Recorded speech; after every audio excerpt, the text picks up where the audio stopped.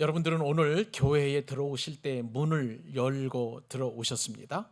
그런데 이 문이라는 게 여러분 한번 곰곰이 생각을 해보면 어떻게 보면 이 문이 우리 인생을 바꾸는 그런 문일 수도 있겠다라는 생각을 한번 해보게 됩니다. 왜 그럴까요? 대학 입학하면 합격문이 열리게 되잖아요. 그죠?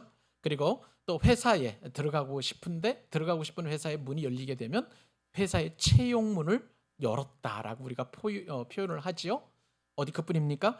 병원 같은 경우에도 수술실 문을 열고 우리가 들어갔다가 나오는 그런 어떤 이제 문도 있겠고, 또 우리가 외국을 들어가게 되면 반드시 이 공항의 출입국문, 입국 신사대를 우리가 통과해서 외국을 드나들게 됩니다.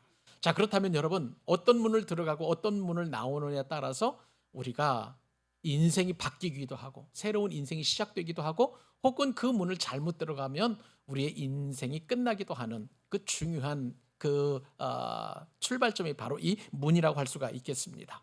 그래서 우리는 늘 관심사가 우리에게 어떤 문이 열릴까, 내가 어떤 문을 열고 들어갈까에 참 관심을 많이 갖고 있습니다. 그런데 성경은요, 이렇게 들어가고 나가는 그런 차원에서의 이 문에 대한 관심을 뛰어넘어서 더 깊은 문에 대한 관심을 두고 있는 것을 보게 됩니다.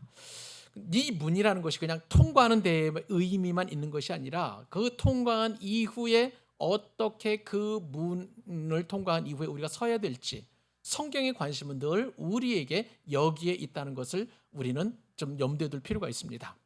우리가 이것이 지금은 막연합니다만은 이제 앞으로 우리가 요한계시록 들어가게 되면 이 열린 하늘문을 통해서 엄청난 일들을 우리가 경험하게 될 거예요. 그런데 오늘 마침 그 요한계시록 4장 이후에 열려지는 그 하늘문보다도 이제 이 빌라델비아 교회에 특히 편지하는 이 내용을 통해서 이 문의 중요성, 특히 문을 들어가고 난 이후에 어떻게 우리가 서야 되는지를 지금 오늘 말씀이 강조하고 있다는 것이죠.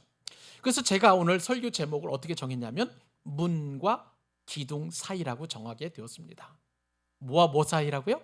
문과 그리고 기둥 사이. 문을 통과하면 이제 기둥이 보일 텐데 그 기둥 사이라고 제가 정하게 되었는데요.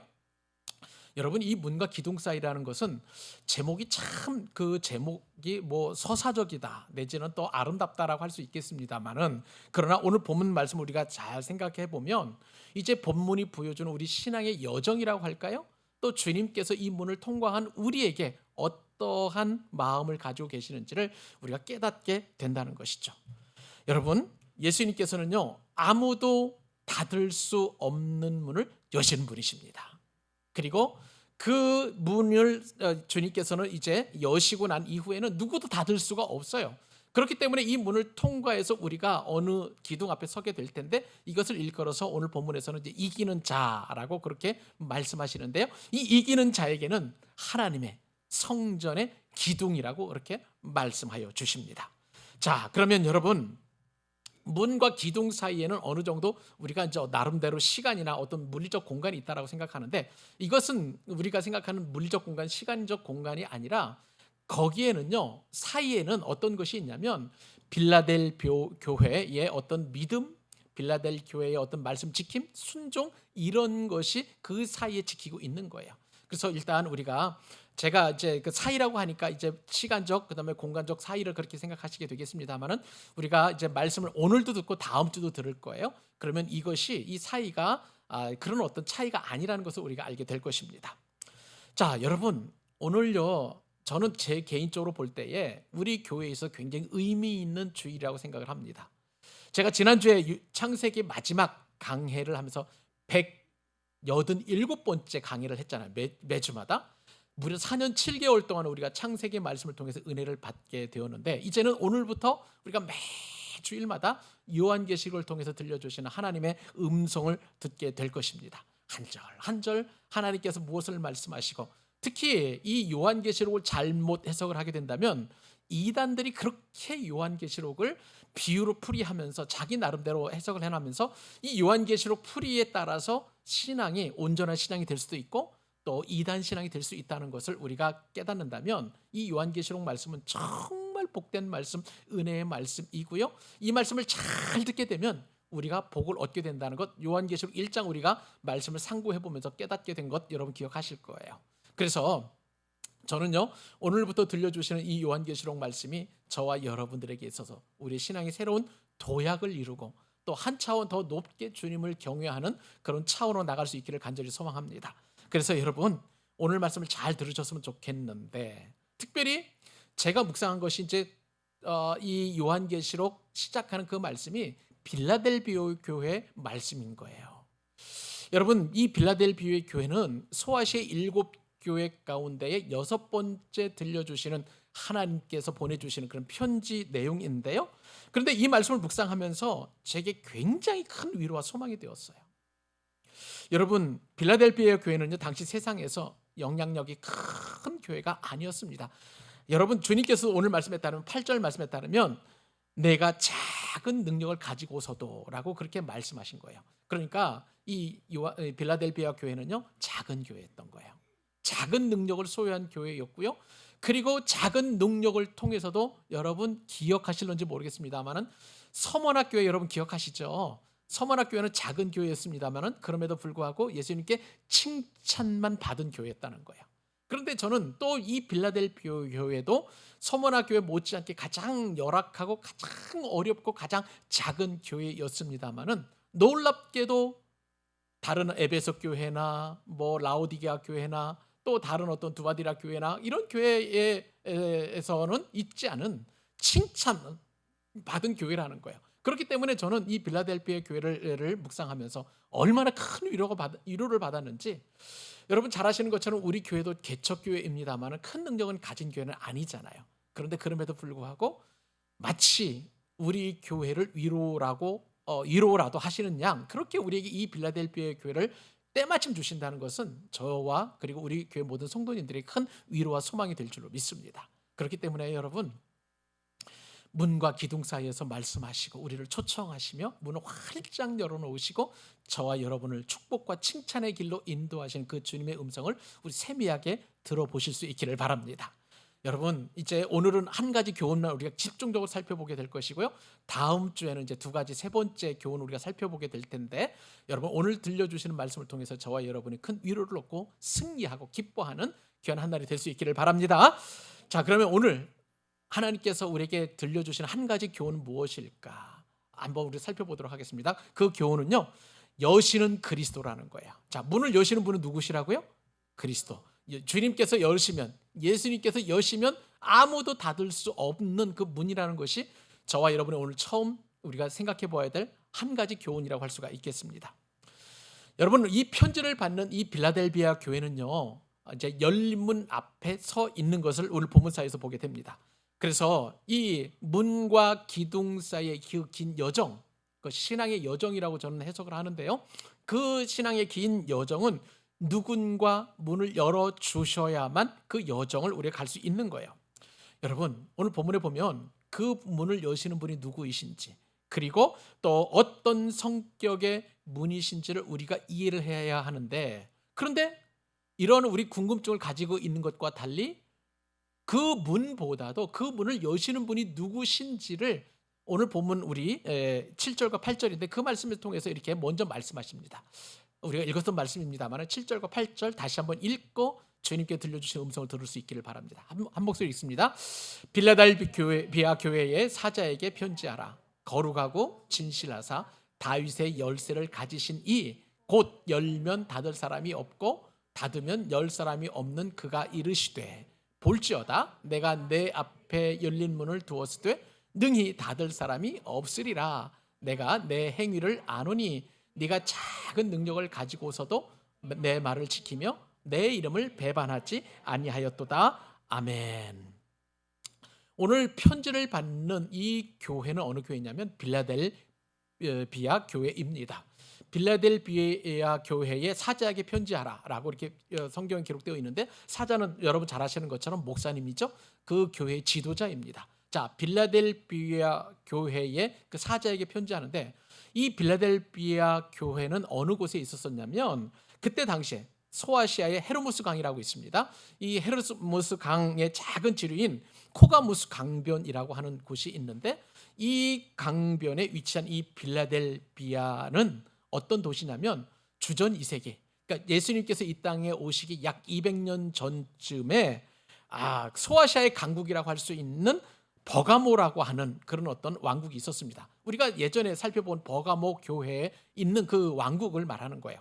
이 버가모 교회의 왕국에 그 왕이 있었었는데, 이 왕이 어떤 왕이냐면 아탈루스 2세라는 그 왕입니다. 여러분, 이 아탈루스 2세가 이 빌라델비아라는 그 이름을 가져오게 되는 굉장히 중요한 이름인데요. 잘 생각해 보실 수 있기를 바랍니다. 이 아탈루스 2세는 어떤 사람이냐? 자, 이 아달로스 2세는 그의 형이 유메네스라고 하는 왕이었습니다.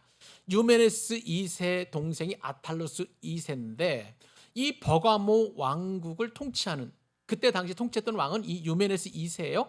그런데 이 유메네스 2세는요, 외국에 그러니까 전쟁터에 나갈 때마다 많은 전쟁이 나갈 때 왕이 직접 나가야 되지 않았겠습니까? 그런데 그때마다 이 왕국을 다스릴 수 있도록 누구에게 그 통치 권한을 위임을 했냐면 자신의 친동생인 아탈루스 2세예요.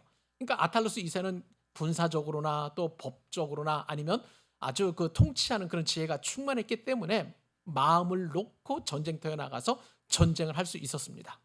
자, 그런데 이 유메네스 2세가 이제 전쟁터에 나가게 되는데, 전쟁터에 나간 어느 날 갑자기 전쟁터에서 비보가 날라오게 된 거예요. 소문이 왔어요. 이 왕인 이 유메네스 2세가 전사를 했다는 그런 소문이 들려오게 되었습니다. 이제 왕국은 큰일 났잖아요. 그 유능한 왕 유메네스 2세가 전세를 했기 때문에 이제 아탈루스 2세가 그 버가모 왕국을 통치해야만 했던 것입니다. 어느 정도 통치 약간의 시간이 흐르게 되었는데, 그런데 죽었다고 여겨졌던 이 유메네스 2세가 이제 왕궁으로 이렇게 복귀를 한 거예요. 귀환을 하게 된 것이었습니다. 그러니까 그 소문은 잘못된 소문이었고 거짓 소문이었던 것이죠. 이제 아탈루스 왕이 이제 2세가 왕이 되어서 통치를 하다 그 얘기를 딱 듣고 나가지고 이제 신하들로부터 어떤 이야기를 듣게 되냐면, 이 자신의 형인 유메네스 2세를 죽이고 이미 왕으로 등극하셨으니 이 왕국을 통치해달라고 하는 신하들의 간언을 듣게 되었습니다. 그런데요, 이 동생인 아탈루스 2세는 완강했어요. 그리고 자신의 왕위를 직접 포기해놓고 형을 다시 왕으로 맞아들이는 그런 충성스러운 그런 모습을 보이게 되었습니다. 자, 여기서 형제 우애가 얼마나 탁월한지, 이 빌라델비아라는 것은 두 단어의 합성인데요. 하나는 필레오라는 그 사랑하다라고 할 때 헬라의 그 사랑의 여러 가지 개념들이 있죠. 아가페 사랑도 있고 필레오 사랑도 있고, 그다음에 부모가 자식을 사랑하는 혈육적인 사랑, 스톨게 사랑도 있고, 여러 사랑이 있는데, 이 참으로 그 우애, 그다음에 형제의, 그다음에 어떤 그것을 이제 일컬어서 이제 필레오라고 하는 그런 사랑의 개념을 쓰는데, 이 필레오라는 단어하고요, 그다음에 형제라는 단어가 헬라어로 아델포스라는 단어를 씁니다. 그래서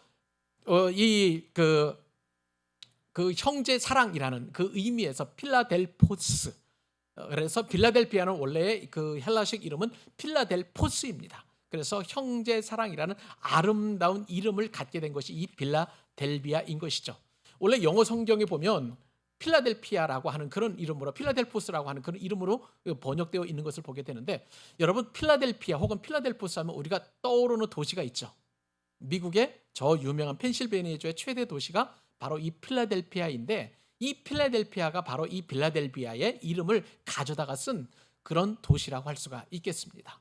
아름다운 형제의 그 도시가 바로 이 필라델피아이고요.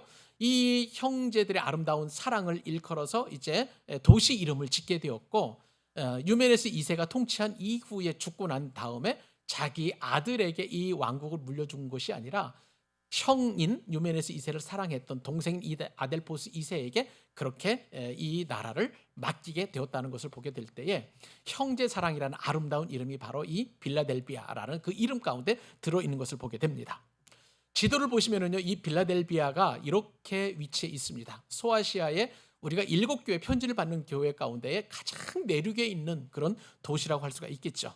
저 도시에 있는 것처럼 이 빌라델비아는 수도를 사대로 하는 고대 리디아 왕국과 그리고 소아시아의 넓은 고원지대인 부르기아 사이에 있는 그런 도시였고요. 그리고 에게의 연안 북서부 지역에 위치한 미시아를 연결하는 아주 교통의 중심지입니다. 여러분 한번 보세요. 그러니까 이 중간에 딱 있기 때문에 동서로 가는 그 무역로, 교통로의 딱 중앙에 있는 곳이 바로 이 빌라델비아, 형제 사랑이라는 이름의 그 별명을 가진 도시라고 할 수가 있겠습니다. 그렇기 때문에 이 교통의 유충지라는 그런 그 의미에서 윌리엄 램지라는 역사학자가 있는데요. 이 빌라델비아를 동방으로 향하는 관문, 여러분 빌라델비아만 항상 문이 떠오르시면 아주 성경을 오늘 말씀을 잘 들으시는 거예요. 이 동방으로 향하는 관문, The Gate to the East라고 하는, to the East라고 하는 그 의미에서의 동방으로 관문이라고 하는 그 이름을 이 빌라델비아 교회가 바로 가지고 있었던 것이죠. 말 그대로 문을 떠올리면 이 빌라델비아의 교회의 모습을 우리가 떠올릴 수 있는 것을 우리가 알게 됩니다. 이런 지정학적인 그리고 역사적인 그 의미에서 예수님께서는 문이라는 개념을 가지고 빌라델비아 교회에게 편지하고 계시는 것입니다. 근데요, 이 빌라델비아에도요, 이 도시에도 한 가지 고충이 있었습니다. 그것은 뭐냐면 주후 17년, 그러니까 예수님께서 탄생하시고 대략 한 소년 시절이었을 때 17살 때쯤 해가지고 이 빌라델비아에 엄청난 지진이 일어나게 되었어요. 그래가지고 이 지진이 일어나고 나서, 그런데 이 지진 한 번만 일어나는 것이 아니라 계속 여진이 일어나는 거예요. 조금 나은다 싶으면 또 지진이 일어나고 흔들리고 하는 그런 일들이 계속 반복되는 지정학적인 어려움이 이들 가운데 있었던 것입니다. 언제 건물이 무너질지, 언제 성벽이 무너질지, 언제 또 쌓아놓은 어떤 건축 더미가 무너질지 늘 조마조마한 그런 삶을 살아가는 그런 곳이 바로 이 빌라델비아였던 것이죠. 그렇기 때문에 이 빌라델비아는요, 내일을 장담하기 어려운 도시였습니다. 예수님을 편지를 받는 교회가 7교회잖아요. 그런데 이 7교회 가운데서도 가장 삶의 환경이 어렵고 불안하고 또 언제 무너질지 모르는 이 두려움 속에 살아야 하는 것이 바로 이 빌라델비아에 살아가는 성도들이었다고 할 수가 있겠습니다. 그런데요, 놀랍게도 이 빌라델비아 교회의 성도들은 칭찬만 받았습니다. 예수님께서는 무엇을 칭찬하시느냐? 8절 말씀에 따르면 내 이름을 배반하지 아니했다라고 그렇게 칭찬하셨고요. 소아시아의 어떤 교회보다도 믿음의 보루로서 모범이 되는 교회라고 주님께서는 인정하셨습니다.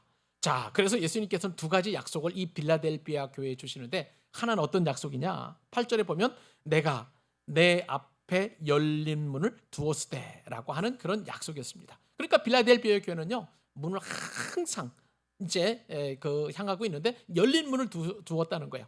여러분, 빌라델비아 성도 그 시민들은요, 항상 지진이 나면 이 성 밖을 뛰쳐나가야 되잖아요. 그러니까 그 열린 문이라는 것이 자신의 생명과 직결되어 있다는 것을 알고 있기 때문에 예수님께서 열린 문을, 그것도 하늘에 열린 문을 두었다는 것은 이 빌라델비아 교회 성도들에게는 큰 위로와 소망이 되었을 거예요. 또 하나의 약속은 무엇이냐면 내 하나님의 성전이 기둥이 되게 하리라. 여러분, 기둥은 아무나 세우는 것 아니잖아요. 작은 어떤 나무, 왜소한 나무, 굴곡진 나무, 비틀린 나무, 이런 것들은 기둥으로 세울 수 없어요. 매끈하고 튼튼하고 든든한 그런 어떤 것만이 이제 그 기둥이 될 수 있는데, 빌라델비아 교회 성도들을 하나님 나라 성전의 기둥이 되게 하겠다. 여러분, 이 약속을 받는 빌라델비아 교회 성도들은요, 얼마나 위로가 됐겠을까요? 얼마나 은혜가 충만했을까요? 얼마나 기쁨으로 이 약속의 말씀을 달게 받았을까? 우리가 한번 생각을 해볼 필요가 있는 것입니다. 여러분, 그렇기 때문에 이 문과 기둥이라는 것은요, 일종의 추상적인 비유가 아니라 빌라델비아 교회를 사랑하시는 예수님만의 독특한 언어이라고 우리가 생각해 볼 수 있는 거예요. 여러분, 이런 예수님께서 지금 빌라델비아 교회에 편지를 하시는데, 여러분, 우리가 늘 요한계시록 그 3장 그 말씀을 우리가 생각해 보면 2장과 3장이 있죠. 소아시아 7교회 보면 예수님께서는 그 교회에 맞게 항상 자신을 소개하시잖아요. 라오디게아 교회면 라오디게아 교회, 또 그다음에 두아디라 교회면 두아디라 교회, 에베소 교회면 에베소 교회, 사대 교회면 사대 교회에 꼭 맞는 모습으로 그렇게 그 주님은 자신을 소개를 하시는데, 오늘 말씀에 따르면 이 빌라델비아 교회에게는 거룩하고 진실하신 분으로 그렇게 소개를 하고 계시는 것을 보게 됩니다. 자, 주님께서는 왜 거룩하고 진실하냐 그렇게 소개를 하셨느냐면, 좀 이따 살펴보고요. 그렇게 말씀하실 수밖에 없는 이유가 있었어요. 왜냐하면 이 빌라델비아라는 그 지역은요, 어떤 곳이었었냐면, 여러분, 술신이라고 하는, 로마의 여러 신들이 있는데 그 술신이라고 하는 디오니시스라고 하는 그 신을 주신으로 섬기게 되었습니다. 각 도시마다 신이 있었었는데 특히 이 빌라델비아 교회는 이 신을 주신으로 섬기게 되었습니다. 그리고 수많은 신전들이 있었어요. 그렇기 때문에 성경에 보면, 사도행전에 보면 아테네죠, 엄청난 신전이 있어가지고 가장 종교성이 많은 도시로 그렇게 사도 바울이 인정을 했습니다만은, 이 빌라델비아라는 이 도시도 아덴 못지않게 엄청나게 많은 신전들이 있었고 신들을 섬기고 있는 그런 상황이었습니다. 그러므로 이 빌라델비아 교회 성도들은 그 수많은 신전 앞에서 수많은 신성들을 다 내려놓고 오직 예수님만 섬긴다, 정말 탁월하고 주님께 칭찬받을 수 있는 그런 상황이었던 것이죠. 그래서 주님께서는 자신을 빌라델비아 성도들에게 진실하고 거룩한 분이라고 그렇게 소개하고 계시는 것입니다. 자, 그러면 여러분, 예수님께서 거룩하시고 진실하시다고 할 때 이 거룩은 무엇이며 또 진실은 도대체 무엇일까요? 거룩하신 본이라고 할 때에 이 거룩이라는 단어를 헬라어 말로 하기오스라고 하는 그런 단어를 쓰는데, 이것은 뭐냐면요, 속되거나 불결한 것이 하나도 없는 그런 분이라는 거예요. 여러분 생각을 해보세요.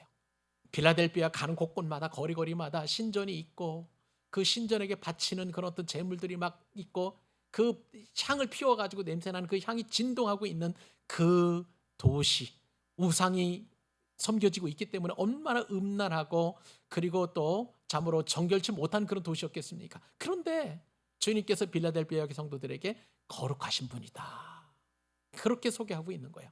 또 진실하신 분이다라고 말씀하십니다. 진실하신 분은 어떤 뜻이냐면 거짓이 없다, 거짓이 아니라는 그런 단순한 정도가 아니라 유일하게 참되신 분이라는 거예요.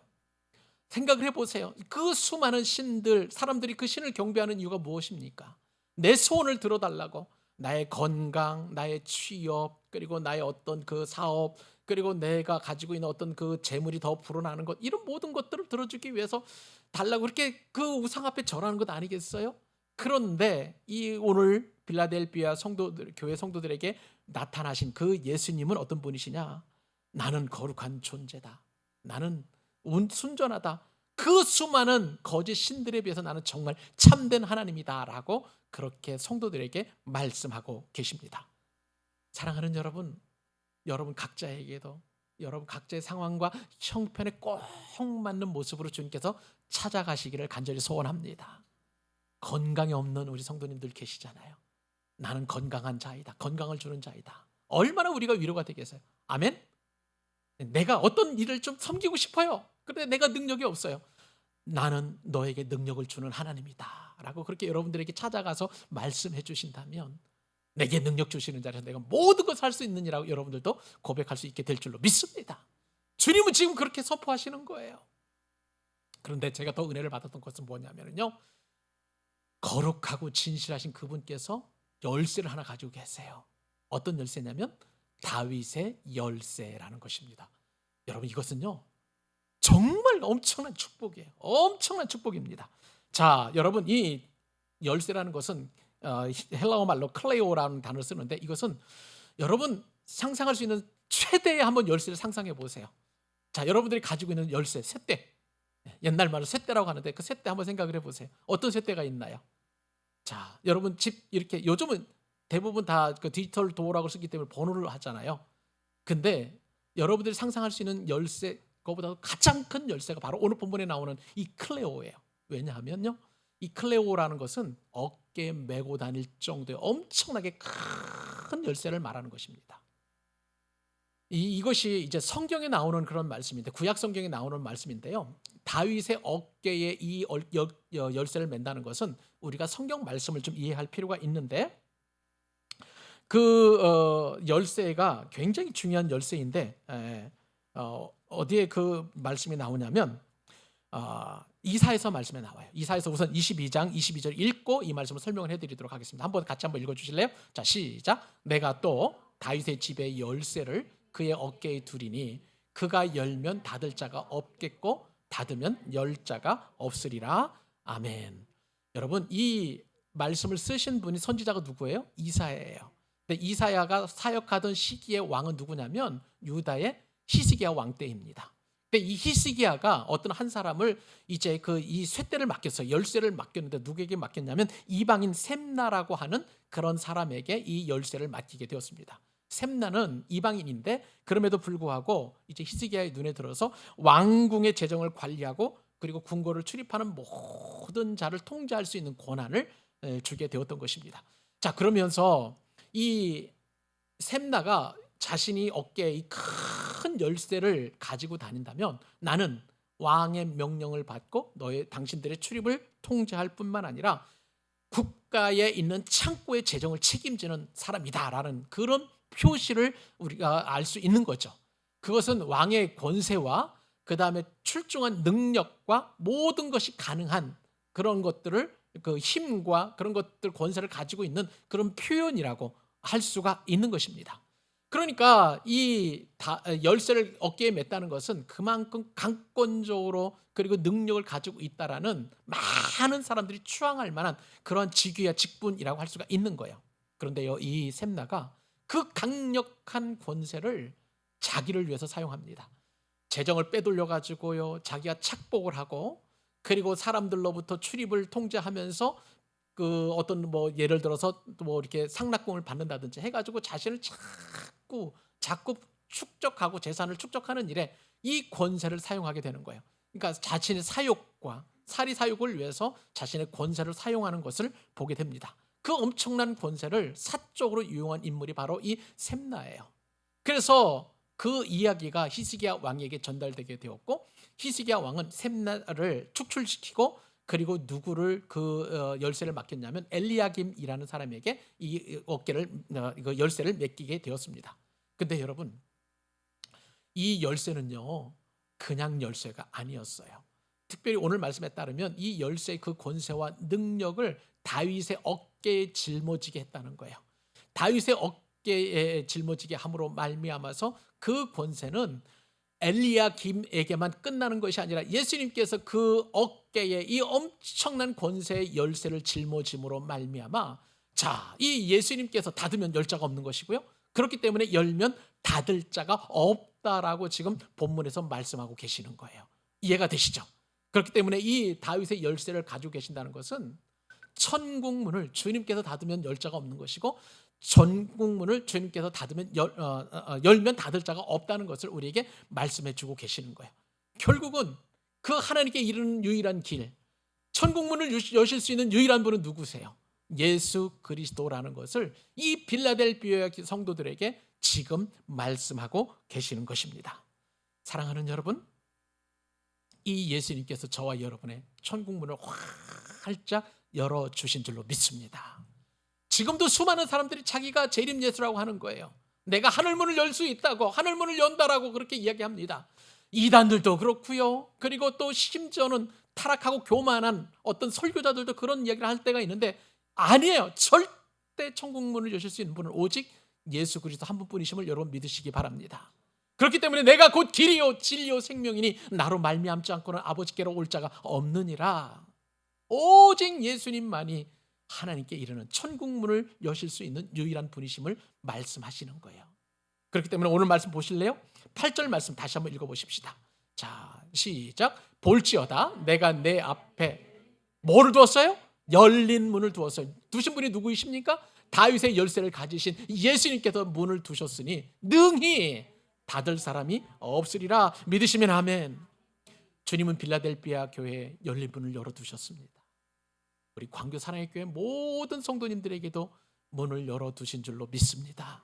그렇기 때문에 우리는 들어가면 되는 거예요. 열린 문으로 초청받으신 분들이세요. 과감없이 기꺼이 기쁨으로 들어가실 수 있기를 바랍니다. 그런데 이 열린 문이라는 게 묵상해 보니까요 엄청난 축복이에요. 헬라어에는 시제가 있다고 말씀을 드렸잖아요. 그죠? 그 시제가 어떤 시제냐면 완료 형태예요. 열어놓으신 거예요. 열어놓으셨어요. 그 어떤 사람도 열 수 없는 그 천국을 향한 문을 활짝 열어놓으셨어요. 누가요? 다윗의 열쇠를 어깨에 짊어지신 예수님께서 열어놓으셨다는 거예요. 지금도 열어놓으신 줄 믿으시기 바랍니다. 석채도 그렇고 민선이도 그렇고 지난주 간증을 들으면서 구원의 확신도 아직 좀 약간 없는 것 같고 여러 번 고민이 많이 있을 텐데 예수님만이 참된 천국의 문을 열어놓으신 분이심을 믿으실 수 있기를 바랍니다. 자, 이런 상황에서 이제 주님께서 말씀하십니다. 어떤 말씀을 하시냐? 이제 빌라델비아 교회를 바라보신 거예요. 어떤 모습을 보셨을까요? 8절 중반절 말씀 제가 말씀을 읽어드릴게요. 네가 작은 능력을 가지고서도, 여러분 이것이 저에게는 얼마나 위로가 되는지 이 말씀을 딱 읽고 나서 야, 우리 광교사랑의 교회에게 주시는 말씀이네, 제 마음에 확 와닿았어요. 여러분, 우리 교회는 큰 능력을 가진 교회가 아닙니다. 제가 믿으시면 하면 아멘 하시면 안 돼요. 예수님께서는 사실 작은 능력을 가지고서도 크게 역사하실 수 있는 분이시기 때문에 저는 생각해 보았습니다. 우리 교회는 큰 능력을 가진 교회는 적어도 아니다. 세상 기준으로 보면 참 부족한 것이 적지 않아요. 더 넓은 예배당도 있었으면 좋겠고, 더 많은 재정도 있었으면 좋겠고, 더 많은 재정도 있었으면 좋겠고, 인원도 있었으면 참 좋겠습니다만은, 그러나 우리 교회와 빌라델비아 교회를 향하신 주님의 시선은 다른 곳에 머물러 있었어요. 교회 크기, 사람의 많고 적음, 우리의 예배가 화려하냐 그렇지 않느냐, 이런 것 상관없어요. 네가 적은 능력을 가지고서도. 이 작다라는 말이 헬라어 말로 미크란이라는 그런 단어를 쓰고 있는데요. 여러분, 이 미크란에서 제가 생각하는 것은 영어의 마이크로예요. 마이크로. 여러분, 마이크로 하면 메가라는 단어하고 반대말이라는 거 아시죠? 작은 거예요. 아주 미세한 거예요. 그 마이크로한 그런 능력을 갖고 있는 교회라고 하는 거예요. 영어 성경에 보니까 이것을 이렇게 표현했습니다. 킹 제임스 버전에 보니까 a little strength, 아주 작은 그 힘. 그 다음에 NIV 보니까 little strength, 작은 그 능력. 그리고 ESV라고 하는 성경에 보니까 but little power, 작은 힘. 뭐 이렇게 표현을 했어요. 여러분, 우리가 할 수 있는 것은 작은 능력, 작은 힘, 그런 것밖에 없어요. 눈에 보이는 게, 사람들 눈에 보일 때는 이런 것밖에 없지만, 그러나 놀라운 것은 예수님께서 이 작은 능력을 인정하신다는 사실이에요. 제가 은혜 받은 것은 주님께서 빌라델비아 교회에 너 왜 이만큼밖에 능력이 안 돼? 라고 이렇게 책망하지 않으셨다는 거예요. 그래서 그대로 보시고 인정하셨어요. 책망하지 않으셨어요. 오히려 이 작은 능력을 가졌다는 것을 주님께서는 인정하시고, 그 상황 속에서 빌라델비아 교회가 최선을 다해서 주님을 섬겼다는 것을 주님은 지금 칭찬하고 계시는 것입니다. 그러고 보니까 하나님 나라는요, 항상 작은 것에서 시작을 해요. 여러분, 5,000명을 먹이신 오병이어의 기적 여러분 잘 아시죠? 그러면 이 오병이어의 기적은 어떻게 시작했나요? 작은 어린이가 싸운 도시락 떡 5개와 그리고 물고기 2마리를 통해서 5,000명을 먹이고 남는, 그것도 장정이에요. 그리고 여러분, 또 구약 성경에 보니까 이 작은 것이 얼마나 큰 역사를 이루게 되었는지, 예수님께서 태어나신 그곳 베들레헴 에브라데인데 그 작은 것을 주님께서는 어떻게 놀랍게 쓰시는지 미가서 선지자가 예언을 했습니다. 미가서 5장 2절이죠. 베들레헴 에브라다야, 너는 유다 족속 중에, 그 다음에 뭐예요? 작을지라도 마이크로 할지라도 이스라엘을 다스릴 자가 내게서 내게로 나올 것이라.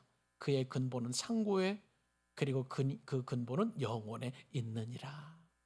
아주 작은 베들레헴 에브라다일지라도 상고에 계신 그 근본, 영원히 그 근본이신 예수님께서 이 땅에 오셨다는 사실이에요.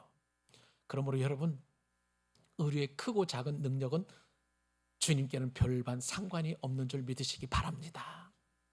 왜냐하면 우리 안에 계신 예수님 너무나 크시기 때문에, 온 우주 만물도 그 예수님을 다 담아낼 수 없기 때문에, 그 예수님을 우리가 붙잡기만 하면, 그 예수님을 우리가 소유하기만 하면, 그 예수님 앞에 우리가 나아가기만 하면, 이것이 바로 하나님께서 큰 역사를 이루시는 큰 은혜와 능력이 되는 줄로 믿습니다. 마지막으로 오늘 말씀 중에서 제가 꼭 나누고 싶은 말씀, 이 말씀이에요. 8절 하반절 말씀에 따르면 주님께서 눈여겨보신 부분이 있어요.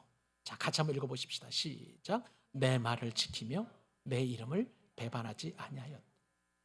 여러분, 열린문이 지금 이 빌라델피아 교회 문 앞에 열려 있다고 그랬죠. 말씀을 드렸죠. 그런데 기둥 사이에, 성전 기둥 사이에서 이 빌라델피아 교회의 그 수고와 헌신을 보게 되었는데, 그게 뭐냐면 하나는 주님의 말을 지킨 거예요. 여러분, 말씀을 지켰다는 것은 굉장히 소중한 그 은혜인 줄로 믿습니다. 지금 말씀을 지키는 것이 얼마나 어려운지, 이런 말할 수 없는 시대를 저와 여러분들이 살아가고 있는 거예요. 지키다는 것은 헬라어 말로 테레오라고 하는 그런 그 단어를 쓰는데요. 이 의미는 뭐냐면 이 말씀을 소중하게 간직하고 끝까지 견디고 보존한다는 뜻을 가지고 있습니다. 여러분, 제가 어제 말씀을 준비하다가 한 유튜브를 보게 됐는데 깜짝 놀랐어요. 제가 존경하고 사랑하고 그리고 제 박사과정에서 연구했던 논문을 주제로 썼던 그 어떤 유명한 목사님, 우리 한국 교회에 계시잖아요. 그 목사님의 자제가 예수 그리스도의 부활이 잘못되었다. 그리고 예수 그리스도의 유일성이 그것은 뭐 정말 어리석은 사람들이 믿는 것이다. 그리고 반복음적이고 이단적이고 그런 메시지를 유튜브를 통해서 하는데 깜짝 놀라게 되었습니다. 아버지는 그렇게 많은 사람들에게 영향력을 미치고 한국교회를 살리는 일에 그렇게 쓰임받았는데 그 아들이 반복음적이고 반기독교적인 그 일을 앞장서서 그 예수 그리스도의 죽으심과 부활을 믿는 것에 대하여 어리석은 사람들이다. 이것이 어떻게 이성적으로 설명이 가능하냐, 이렇게 이야기를 하는데 제가 깜짝 놀랐어요. 말씀을 지키는 것이 그만큼 어렵습니다. 그러나 여러분, 빌라델피아 교회는요, 그렇게 어렵고 힘든 상황 속에서 말씀을 끝까지 지키고 보존했습니다. 저와 여러분들도 다른 능력은 없지만 말씀을 지키고 보존하는 능력만은 우리 지켜나갈 수 있기를 간절히 소망합니다. 또 하나, 오늘 본문에 보니까 주님의 이름을 배반하지 않았다는 거예요. 주님의 이름을 헛되게, 주님의 이름을 나쁘게, 그리고 주님의 이름에 대하여 오염시키거나 주님의 이름을 허망하게 사용하지 않았다는 것을 보게 됩니다. 이 말씀을 묵상하면서 제가 우리 교회를 향한 기도 제목을 제가 이렇게 품게 되었습니다. 하나님, 우리 광교 사랑의 교회가 빌라델피아 교회처럼 말씀을 굳게 지키는 교회가 되게 하여 주옵소서. 하나님, 예수님의 이름을 끝까지 붙드는 그런 교회가 되게 하여 주옵소서. 결론으로 우리 교회가 빌라델피아 교회처럼 칭찬받는 교회가 되게 하여 주옵소서. 여러분, 우리가 거대한 선교할 수 없잖아요. 우리 교회 입장으로 우리가 정말 영향력 있게 한국 교회의 주일학교 교육을 선도하고 그리고 또 엄청난 그런 재정을 가지고 어려운 사람들을 이렇게 구제할 수는 없지만, 그러나 우리가 할 수 있는 것, 빌라델피아 교회처럼 그들이 칭찬받았던 것처럼 주님의 말씀을 지켜가고 그리고 주님의 이름을 배반하지 않고 굳게 붙잡는 것, 우리는 적어도 할 수 있지 않겠습니까? 그러면 족한 줄로 믿습니다. 그러면 주님께서 우리 교회를 칭찬하여 주실 줄로 믿습니다. 우리는 이 믿음 붙들고 주님 오시는 그날까지 우리에게 주신 비전 붙들고 나가면 되는 것 같아요. 여러분, 다음 주에는 더 풍성한 은혜의 말씀이 준비되어 있습니다. 기쁜 마음으로 우리 다음 주를 기대하는 저와 여러분 되시고, 주신 말씀 붙들고 적어도 이번 한 주간 우리가 주님의 말씀을 굳게 붙잡고 주님의 이름을 배반하지 않겠다라는 적용으로 이 한 주를 넉넉하게 살아나는 저와 여러분 되시길 우리 주님의 이름으로 축복합니다. 기도하겠습니다.